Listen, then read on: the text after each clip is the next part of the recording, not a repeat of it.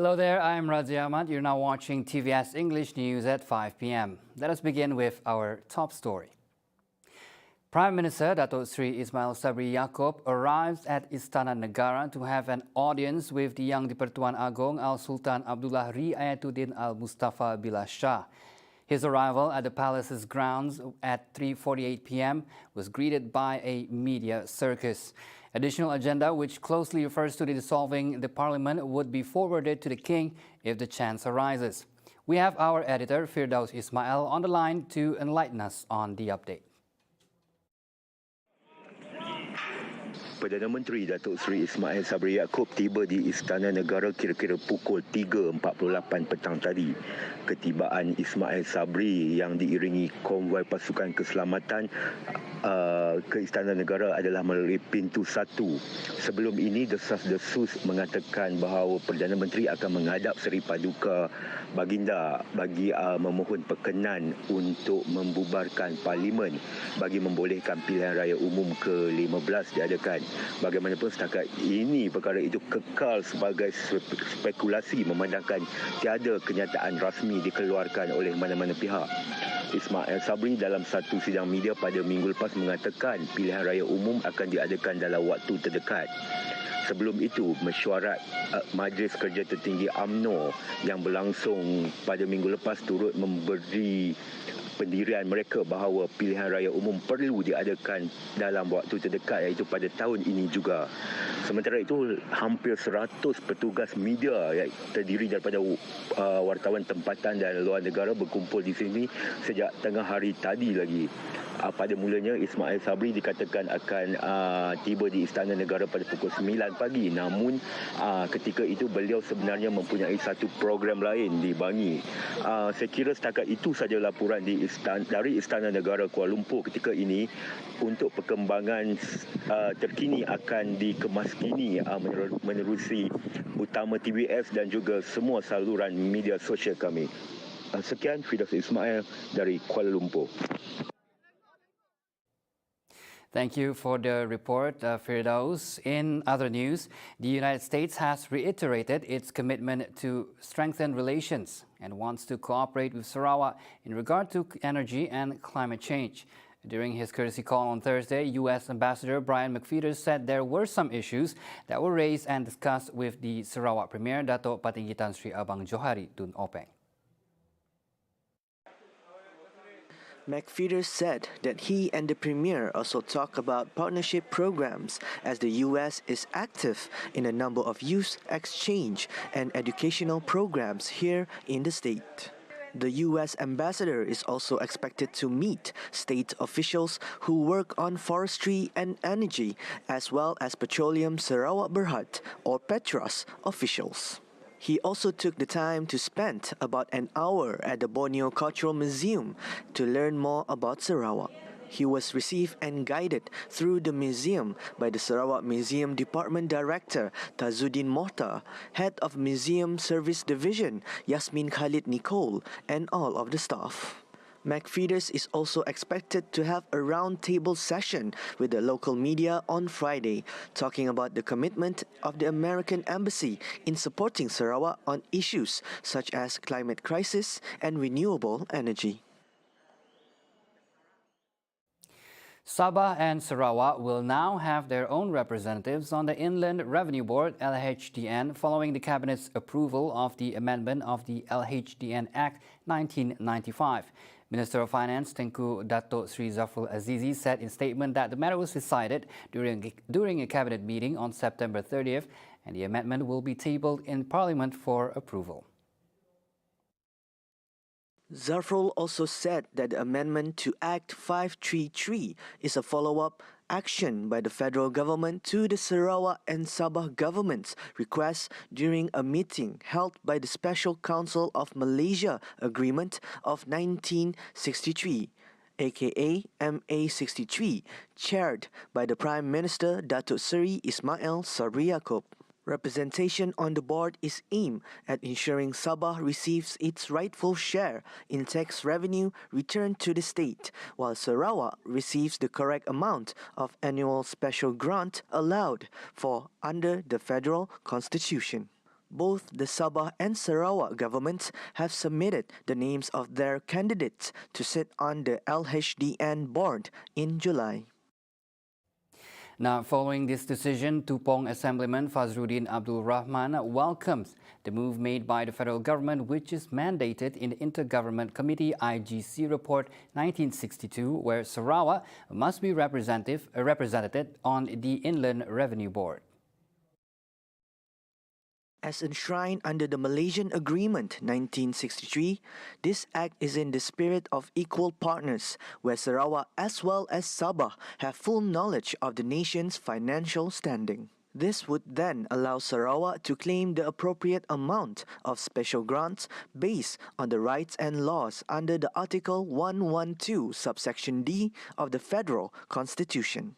GPS, through its participation in the federal government, has pushed for the state rights under MA 63 to be returned. As such, is a testament to YB Fazruddin Abdul Rahman's team's commitment, devotion and obligation to restore eroded states' rights.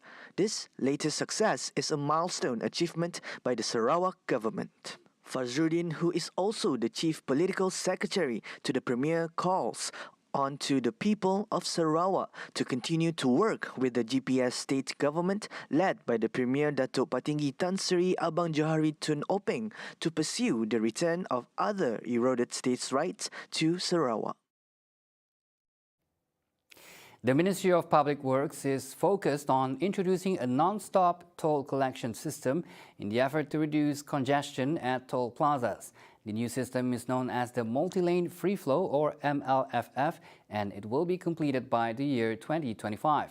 MLFF is one of the initiatives under the Ministry's 2019 to 2023 Smart Transport System Master Plan, which was aimed at to improve road user safety and push the development of ITS applications in this country.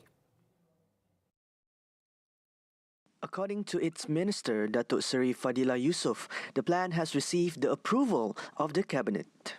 With the implementation of said initiative, vehicles do not need to stop in order to pay for tolls, and there will be no more toll plazas. Dan secara prinsip di tingkat Kabinet sudah pun disetujui. Cuma the next step will be perundingan untuk detail out dengan all the concessions company. Bagaimana kita nak laksanakan supaya ianya dapat memberi kemudahan kepada para pengguna lebuh raya khususnya. Seterusnya ialah bagaimana kita nak integrate daripada sistem multi-lane free flow di mana kita akan wujudkan the command center yang akan diuruskan di bawah lembaga lebuh raya yang perlu integrate dengan semua majlis-majlis perbandaran ataupun bandar raya.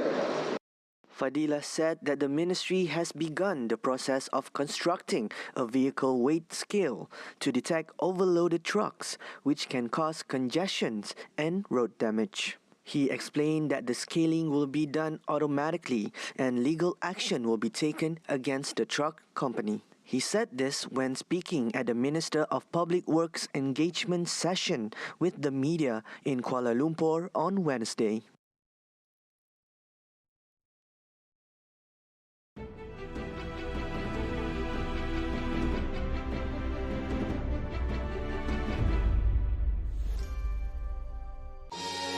Dirgahayu